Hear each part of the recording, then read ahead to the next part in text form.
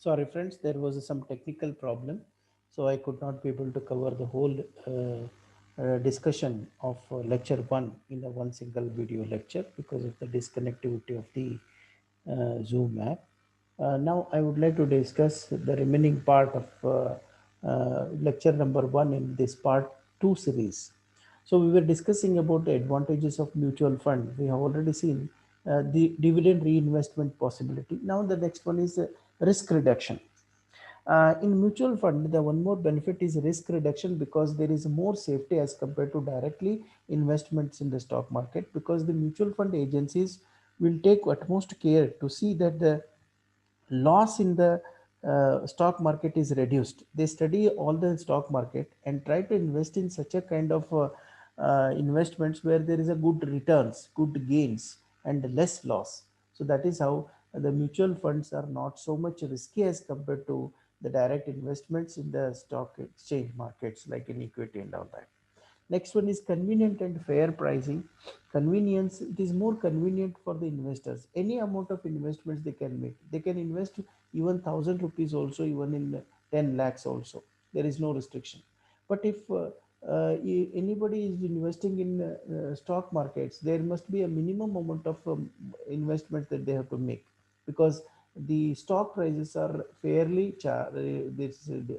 having a specific market value. They have to buy in that unit only. But this is not like that in case of market mutual funds, because mutual fund investors are not having any specific money to be invested. They can invest any amount of money. To that tune only the stock markets are operated. So in this case, the individual investments made by the small investors is collected and pooled money is invested by the mutual fund agencies. Therefore, investors in this mutual fund can invest any amount, not necessarily a specific price only.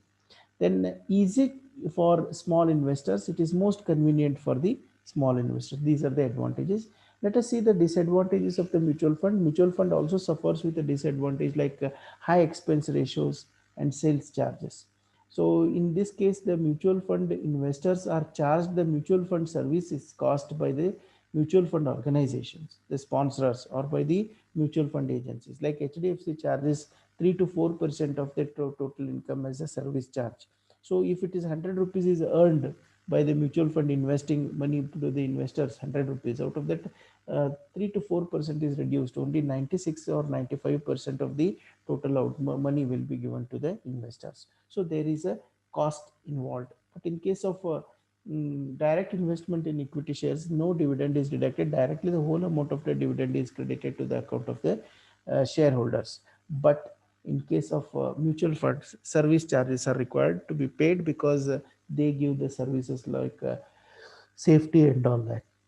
Then management abuses. Some mutual fund organizations, if they are not well educated and well experienced, they may invest money in such a kind of investments where there is a huge loss, and the loss is also being transferred to the mutual fund investors. So management is abused because of not studying the market and all that. That chances are there.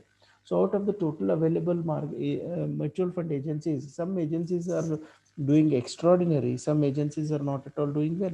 So there are different kinds of things.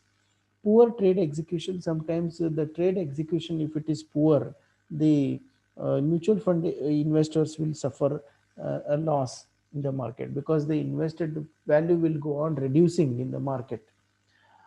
For example, because of this COVID-19, you might have seen almost all the industries' performance has come down.